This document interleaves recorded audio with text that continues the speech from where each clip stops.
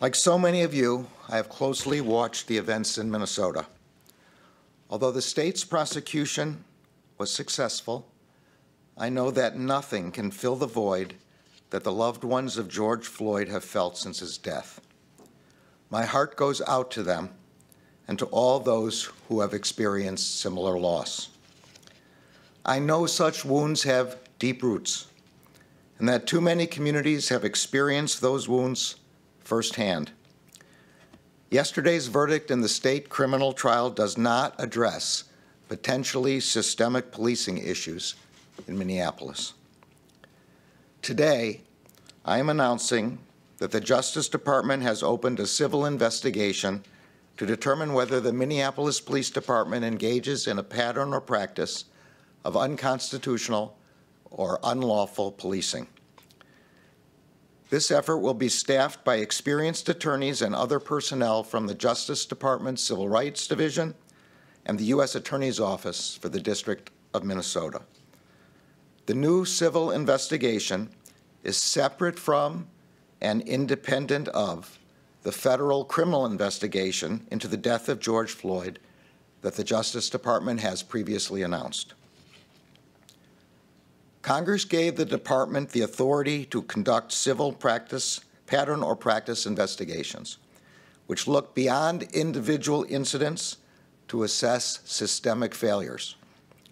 Those investigations allow the department to determine whether a police department has a pattern or practice of unconstitutional or unlawful policing. The investigation I am announcing today will assess whether the Minneapolis Police Department engages in a pattern or practice of using excessive force, including during protests. The investigation will also assess whether the MPD engages in discriminatory conduct and whether its treatment of those with behavioral health disabilities is unlawful. It will include a comprehensive review of the Minneapolis Police Department's policies, training, supervision, and use of force investigations. It will assess the effectiveness of the MPD's current systems of accountability and whether other mechanisms are needed to ensure constitutional and lawful policing. Broad participation in this investigation from the community and from law enforcement will be vital to its success. The Justice Department has already begun to reach out to community groups and members of the public to learn about their experiences with the MPD. We also seek to hear from the department's officers about the training and support they receive because their perspective is essential.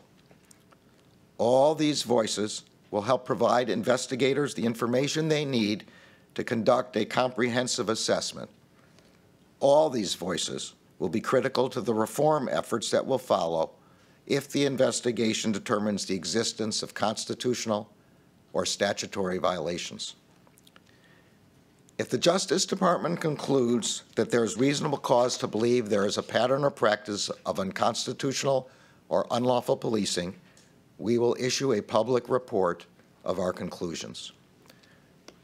The Justice Department also has the authority to bring a civil lawsuit asking a federal court to provide injunctive relief that orders the MPD to change its policies and practices to avoid further violations.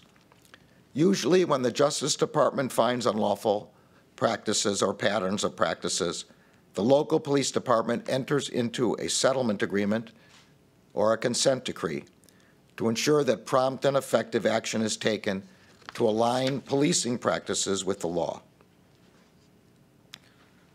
Most of our nation's law enforcement officers do their difficult jobs honorably and lawfully.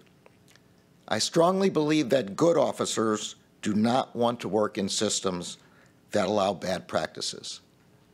Good officers welcome accountability because accountability is an essential part of building trust with the community, and public safety requires public trust.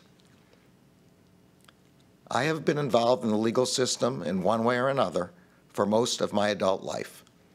I know that justice is sometimes slow, sometimes elusive, and sometimes never comes. The Department of Justice will be unwavering in its pursuit of equal justice under law. The challenges we face are deeply woven into our history. They did not arise today or last year. Building trust between community and law enforcement will take time and effort by all of us. But we undertake this task with determination and urgency, knowing that change cannot wait. Thank you.